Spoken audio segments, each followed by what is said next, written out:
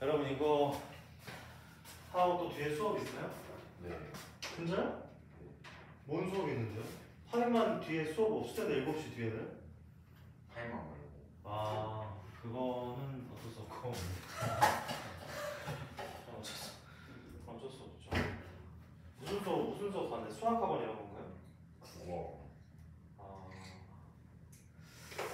예, 그렇습니다. 자, 그래서 어쨌든 빨리 끝나면 그래도 좀 여유 생기고 좋잖아요, 그렇죠? 제가 이제 저 앞에 중 1학년 아니면 초등학교 6학년, 5학년 애들 이제 수업 들어가는데 제가 50분에 끝내주니까 그렇게 좋아하더라고요. 그래서 이번 수업도 그럴싸합니다. 그리고 이게 화학이 생각보다 이 교재가 양이 많기 때문에 빨리 끝낼 수 있는 날이 몇 주 없기 때문에 최대한 그럴 수 있을 때 빨리 가봅시다. 제가 몇 명 없어서 저번에 저랑 같이 내신 특강 들었을 때 기억나요? 내신 특강을 들었던 친구가 시험 잘 못 봤어요. 그렇죠? 채우라고 시험 못 봤는데 그런 상황이 안 발생하기 위해서 내가 지금부터는 제 2강의를 포함해서 이제 3명밖에 안 되니까 문제를 여기서 풀 거고요. 제가 과외 수업처럼 여러분들이 어떻게 푸는지 좀 볼 겁니다. 그래서 여러분들이 절대로 수강료를 내고 왔는데 나보되거나 로스되는 거 없게 진행을 할 계획이에요. 앞으로는. 그러면 이제 6페이지부터 이제 3페이지만 하시면 되는데 지금부터 뭐 하는 거냐면 제가 이미 과학자들이 온갖 시행착오를 통해서 원자가 안에 어떻게 생겼고 대체 원자가 어떻게 돌아가는지 이미 설명을 다 했어요. 그럼 지금부터 어떻게 하는 거냐면 그 옛날에 과학자들이 대체 어떻게 하나하나 밝혀냈나 그 과정을 좀 보는 거고 사실상 3페이지, 4페이지가 여러분들이 화원에 대한 기초, 문제풀이에 대한 기초를 다지는 거고요. 5, 6, 7은 뭐냐면 내신 대비 용이라고 생각하시면 됩니다. 내신에서나 이 내용이 좀 암기로 좀 나올 수 있지 문제에서 응용되거나 여러분들이 돌턴에 대해서 알 필요는 없어요. 알 필요 없고 그냥 돌턴이 이런 말을 했었고 이런 말은 좀 틀렸었구나 이 정도로만 알면 되지 자세하게 아실 필요가 전혀 없다라는 얘기를 드리고 싶습니다. 그래서 돌턴은 물질의 변화에 대해서 연구를 하다가 돌턴이 낸 4가지 설이 있어요. 설. 원자설이라고 나와 있죠. 그렇죠? 그럼 과학에서 법칙이다 라고 나오면 무슨 뜻일까요? 법칙은? 법칙이란 거 맞아요. 예외가 없다. 예외가 없는 겁니다. 모든 상황에서 다 성립하는 게 법칙이에요. 법칙. 어떤 우리 일상생활에서 법칙이 뭐가 있을까요? 여러분? 일상생활에서 뭐가 있죠? 만유인력. 그렇죠. 만유인력의 법칙도 있고. 왜냐면 법칙을 새로 만든다고 하면 과학을 일주일에 1시간씩 공부하고 100점 맞을 수 있나요? 안 되죠. 그렇죠? 이런 것도 이제 법칙으로 될 수 있는 건데 무슨 말이냐면 예외가 없다 이런 말이고 설이란 건 뭐냐면 어느 정도 설득력이 있지만 우리가 말한 얘기에 대해서 설이라고 합니다. 아니면 과학적으로 완벽하게 검증되지 않았거나. 그래서 돌턴의 원자설은 옛날 사람 치고 굉장히 현재 지금 밝혀진 원자에 대해서 비슷하게 말을 해놨는데 실제로 그런 건 아닙니다. 1항부터 보면 모든 물질은 더 이상 쪼갤 수 없는 원자로 이루어져 있다. 그럴듯한 말이죠. 그렇죠? 제가 아까 원자에 대해서 그렇게 설명을 했으니까. 2항 같은 종류의 원자는 크기와 질량이 같고 종류가 다르면 크기와 질량이 다르다. 이것도 어느 정도 선에서는 성립을 해요.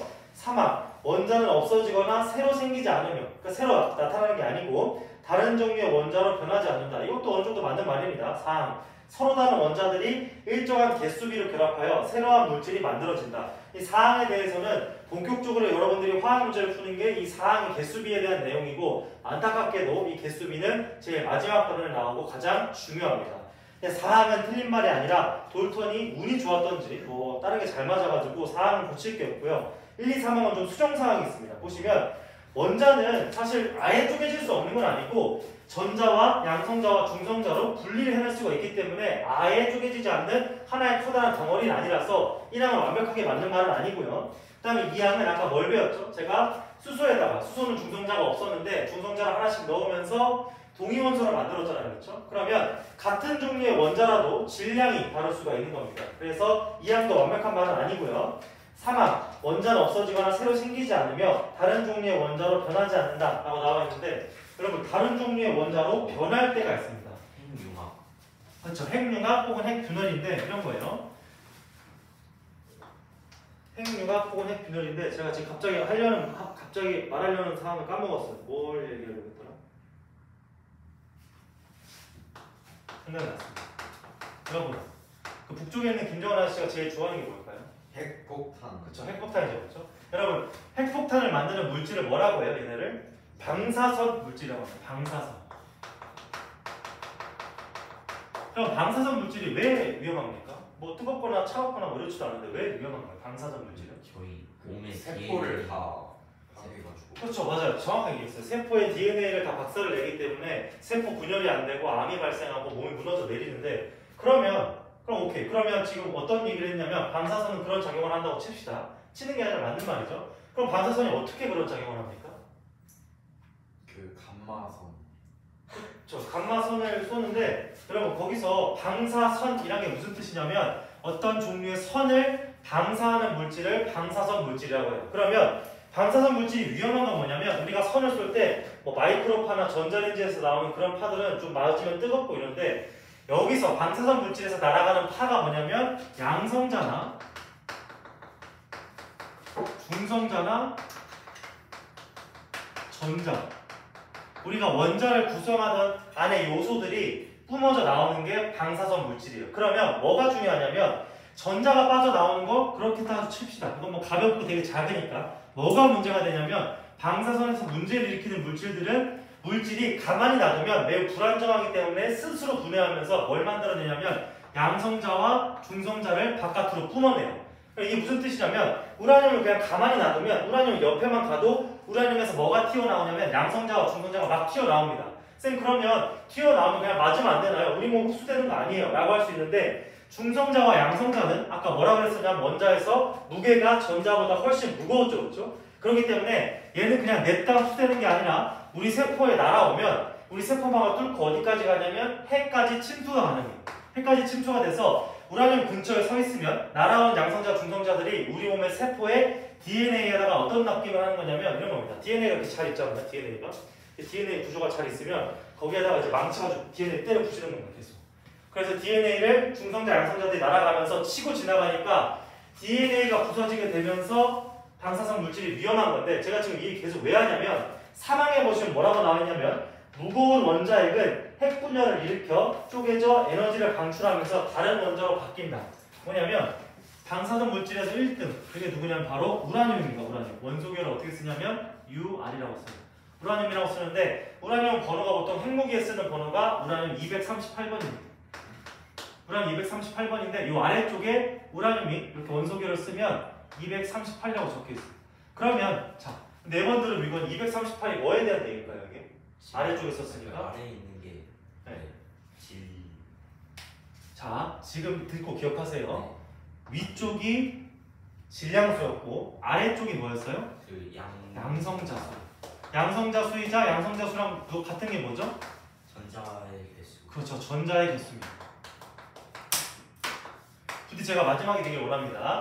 양성자수와 전자수고 위에가 질량수예요. 그렇죠? 그러면 무슨 말이냐면 아까는 질소는 어땠냐면 얘가 막 15, 14 이랬어요. 얘는 장난이죠. 그렇죠? 무슨 뜻입니까? 14개, 15개였는데 얘는 양성자가 수가 몇 개라고요? 238개라고요. 그러니까 얘에 비해서 말도 안 되게 우라늄은 핵이 무겁겠죠. 그렇죠? 왜냐면 보통 얘랑 얘가 1대2거든요. 그렇죠? 왜냐면 얘가 15개, 14개였을 때 얘가 24개, 28개 아니면 30개였으니까. 그래서 말하고 싶은 건 뭐냐면 얘는 질소에 비해서 여기가 한 500 몇 번 되겠죠. 그렇죠? 500대에서 600대 될 텐데 이런 식으로 핵이 무거우면 가만히 놔둬도 알아서 방사선 붕괴라는 걸 통해서 핵이 두 개로 쪼개집니다. 그러면 하나는 238, 하나는 232 이런 식으로 쪼개지겠죠. 그렇죠? 핵이 두 개로.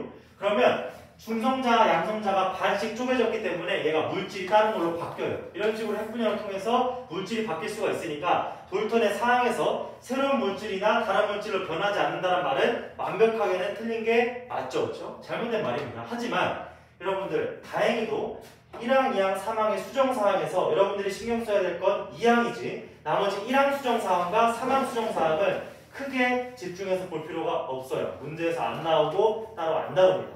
이런 얘기 좋아하잖아요. 저 안 해도 된다는 거. 1항, 3항을 안 보셔도 됩니다. 그 다음에 여러분 전자의 발견이에요. 전자의 발견. 지금부터 어떻게 발견할 거냐면 그 지금 안 떠도 되잖아요. 그 종이. 그죠? 자, 전자의 발견. 전자를 어떻게 발견했나? 그래서 음극선이 나옵니다. 음극선은 뭐냐면 유리관을 만들고 안을 진공으로 만들면 높은 전하를 걸어주었을 때 1 마이너스 극에서 플러스 극 쪽으로 빛을 내면 직진하는 선이 음극선이다 나와 있는데 이건 별게 아닙니다. 이렇게 마이너스를 걸어두고요. 여기에 전지를 이렇게 연결하는 거죠. 유리관을 만듭니다. 유리관을 만들어서 여기다가 십자 모양으로 어떤 모양을 세워놓고 전압을 엄청 센 전압을 빡 하고 걸어줘요. 엄청 센 전압을. 진짜 뭐 여러분들 만화형으로 치면 피카츄 몇만 볼트 쓰죠? 100만 볼트 같은 엄청나게 고전압을 딱 걸어주면 여기가 미친듯이 마이너스가 걸리고 여기가 미친듯이 플러스가 걸리면 여기서 뭐가 날아가냐면 전자가 뿜어져 나옵니다. 순간적으로. 전자가 뿜어져 나왔을 때 이 뒤쪽에다가 전자가 날아왔을 때 붙었을 때 색을 띠게 하는 물질들을 여기다 코팅을 해놓고 진공으로 빡 쏘면 뭐가 날아갑니까? 전자가 이 십자 모양이 걸리고 나머지 물질들이 가서 붙어서 어떤 모양을 내고 있어요? 지금 보시면 그림자 형태가 나오죠. 그렇죠? 그림자 형태가 나오는데 이걸 통해서 여기서 마이너스를 세게 걸었으니까 전자가 날아갔을 거고 여기에 전자가 검출되는 걸 붙여놨더니 전자가 실제로 쏟아져 나온 다음에 여기에 결합이 돼서 그림자가 지는구나 라고 생각을 한 거죠. 이걸 통해서 음극선, 톰슨이 이 실험을 통해서 전자랑 은전할 때는 물질이 뭔가 있는데 이게 날아가서 이런 식으로 모양을 만들 수 있구나. 얘는 질량이 있고 전하가 있고 실체가 있는 물질이구나 라는 걸 알아낸 겁니다. 그래서 실제로 바람개비를 놓으면 바람개비가 막 미친듯이 돌아가진 않지만 전자가 날아가면서 바람개비 날개를 때려서 바람개비가 회전도 했었고요. 그 다음에 여러분 저석을 걸어놨는데 여러분 자석 이거 기억납니까? 오른손에 법칙? 기억나요? 얘가 N극의 S극인데 그러면 여러분 자기장의 방향이 1번이에요? 아니면 2번이에요? 1번이에요? 2번이에요? 자기장의 방향은 이 자기장의 방향은? 1번은요? 자기장의 방향. 자, 1번이다. 아무도 안 듣는 건 뭐죠? 2번이다.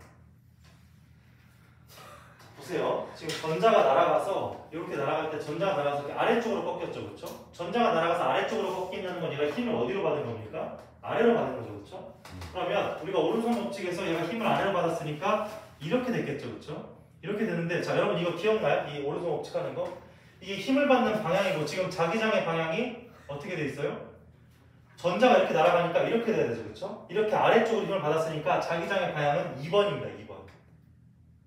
2번이라고 자기장 방향. 이해돼요? 왜냐면 보세요. 이렇게 지금 엄지가 전자의 방향이잖아요. 그렇죠? 아니죠. 전자의 방향을 반대로 배웠나요 여러분? 반대로 배웠나요 여러분? 기억 안 나죠? 어떻게 했는지. 여기서 부분지사 자, 이게 힘의 방향이 손바닥의 힘의 방향 이렇게 생각하시면 자, 우리 친구들 자, N에서 여러분 N이 어떤 모양처럼 보여요? N이?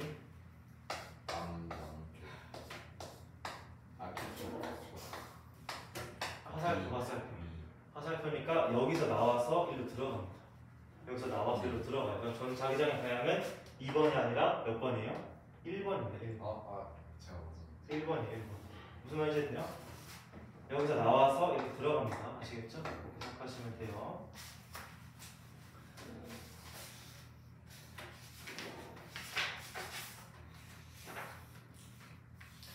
자, 그 다음에 또 어떤 실험을 했었냐면 이런 자기장에서 오른손 법칙 사실 이거 따지는 건 중요한 게 아닙니다. 지금 하는 것도 그렇게 화학에서 메인 내용은 아니에요.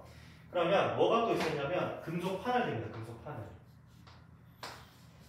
금속판을 대서 여기다가 마이너스를 걸어주고 여기에 플러스를 걸어주면 빛이 날아오다가 전자가 날아오다가 어떻게 돼요? 이렇게 꺾입니다. 꺾이는데 왜 꺾일까요? 이 음전하의 반발력 때문에 이 플러스의 인력 때문에 아래쪽으로 이렇게 꺾여서 이쪽에 주로 전자가 날아왔다는 표시가 났겠죠. 그렇죠? 이 말이 뭐냐면 얘가 음전하를 띠고 있다. 이거를 알아낸 게 이 실험이라고 생각하시면 되겠습니다. 그래서 아래쪽에 최종적으로 톰슨은 이 전자가 상황마다 다른가 싶어서 여기다가 기체를 다른 걸 막 넣어봤어요. 기체를 넣어도 똑같이 휘고 똑같은 각도만큼 휘고 같은 성질을 보였기 때문에 얘는 특별한 물질마다 다른 게 아니라 물질을 공통적으로 다 가지고 있는 전자라는 애가 날아와서 이렇게 만든 거구나 라는 걸 최종적으로 알아냈다. 이렇게 생각을 하시면 되겠습니다. 여러분 다 왔어요. 그러면 6페이지로 넘어가세요. 6페이지.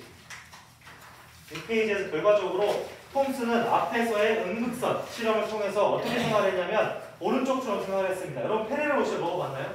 네. 펠로시 먹으면 가장 겉에 초코 겉에다가 견과류 묻혀있죠. 그렇죠? 그런 식으로 바깥쪽이나 안쪽에 플러스와 마이너스가 교차가 돼서 박혀있다라고 생각을 했어요. 실제로 이렇게 안 돼 있고 양전하를 띠는 양성자는 가운데 모여있고요. 전자가 주변을 돌고 있을 텐데 이게 아니라 톰슨이 잘못 생각을 한 거죠. 그래서 톰슨의 전자 모형이 나와있고 그런 이런 톰슨의 연구를 이어받아서 누가 나오냐면 러더퍼드가 나옵니다. 러더퍼드. 러더퍼드가 알파 입자 산란 실험이라는 걸 하는데 이게 어떤 거냐면 그래, 톰슨 네 말 알겠는데 너 이거 맞나 한번 보자 이런 의미였어요. 그래서 금박이라고 나와있죠. 그렇죠? 금박. 얇은 금으로 된 박이 있습니다. 얇은. 그리고 알파 입자 산란 실험은 뭐냐면 이 안에 방사선 물질을 넣어놨잖아요. 그렇죠? 방사선 물질을 넣어놨는데 제가 방사선 물질이 위험한 이유가 뭐라고요? 양성자나 중성자를 스스로 붕괴되면서 발사하는 게 방사선 물질의 위험의 원인인데 이건 뭐냐면 특히나 양성자가 분해되면서 양성자가 발사되는 방사선 물질을 넣어놓고 가만히 놔둔 겁니다. 그러면 금박에 양성자가 날아가요. 금박에 양성자가 날아가는데 금박 안에도 어떻게 되어 있습니까? 금에 핵이 있고 그 주위를 전자가 돌고 있겠죠. 그렇죠? 그러면 이 핵 속에 뭐가 있어요? 양성자가 있겠죠. 양성자가 있을 겁니다. 그러면 이게 여기도 양성자가 있고 여기도 양성자가 날리니까 어떻게 돼요? 갖다 부딪히겠죠. 그렇죠? 부딪히면 각도가 아주 야무지게 맞으면 쫙 뚫고 갈 텐데 이걸 못 뚫고 갈 수도 있겠죠. 부딪히면 이게 꺾이거나 휠 겁니다. 그러면 이게 만약에 플러스 전하를 띄는데 양성자는 애가 무게가 가볍고 되게 작다면 위에 러더퍼드가 예측한 것처럼 살짝 휘다 말지 얘가 90도로 반대로 튕겨져 나가고 이러진 않을 거예요. 무슨 말인지 되나요? 근데 하지만 실험을 실제로 해봤더니 이게 너무 무겁고 딱딱하기 때문에 그냥 약간 휘고 이런 게 아니라 어떻게 됐습니까? 반대로 튕겨져 나가고 이렇게 튕겨져 나가는 거죠. 무슨 말인지 이런 느낌이라고 생각하시면 돼요. 이걸 보면서 알파 산란은 어떤 입자가 발사가 됐는데 금박에 있는 어떤 물질은 이게 양성자로서 되게 무겁고 크구나 라고 생각을 하게 된 거죠. 이 정도로 해서 러더퍼드가 실제로 원자모에 가장 가깝게 보통 나타냈다고 생각하시면 되겠어요. 그래서 원자모형의 변천에 대해서 돌턴부터 나오는데 여러분 이거 순서를 다 가리고 여러분들한테 물어보면 이거 순서 배열하는 거 어려울까요? 돌턴을 가장 나중으로 찍은 사람 있습니까? 톰슨이 제일 찍은 것 같아 보여요? 아니죠, 그렇죠? 그나마 헷갈리는 건 현대적인 원자 모형이지 이 순서 배열하고 이런 내용은 중요한 게 아닙니다. 여러분 사실 오늘은 화학의 입문이라고 해서 원소 원자에 대해서 간단하게 배웠을 뿐이지 실제로 화학 공부하는 건 다음 주부터라고 생각하시면 돼요. 중요하고 암기할 내용은 다음 주부터입니다. 사실 이번 내용은 제가 뭘 외우라고 하기도 애매해요. 계속 반복될 내용이기 때문에. 그러면 여러분들의 흥미 유발을 위해서 현대적인 원자 모형 1920년 요거에 대해서 잠깐 얘기를 하면 여기서는 지금 전자가 어디 있다고 나와 있나요? 그 예측 확률. 그렇죠. 안 나와 있죠. 이 어두운 이게 뭐냐면 각각의 위치에 얼마만큼의 확률로 전자가 존재할지를 점의 진하기를 표현한 게 바로 이 그림이라고 생각하시면 돼요. 실제로 와서는 결론이 어떻게 나냐면 우리는 전자가 어디 있는지 알 수가 없습니다. 전자가 어디 있는지 알 수가 없어요. 왜 그러냐면 얘가 너무 빨라요. 너무 빠릅니다. 이게 어떤 느낌이냐면 이런 거예요. 너무 빠른 물질이 있으면 이걸 왜 관찰할 수가 없냐면 내가 여기 있네라고 하는 순간 얘가 이동을 하겠죠. 그렇죠? 그러면 내가 본 건 이 친구가 아니라 만화영화에서 나온 것처럼 그건 뭐예요? 이 전자의 잔상일 뿐인 거죠. 그래서 전자가 뚫고 지나간 길, 이동한 경로만 파악할 수 있지 얘가 어디 있는지 알 수가 없어요.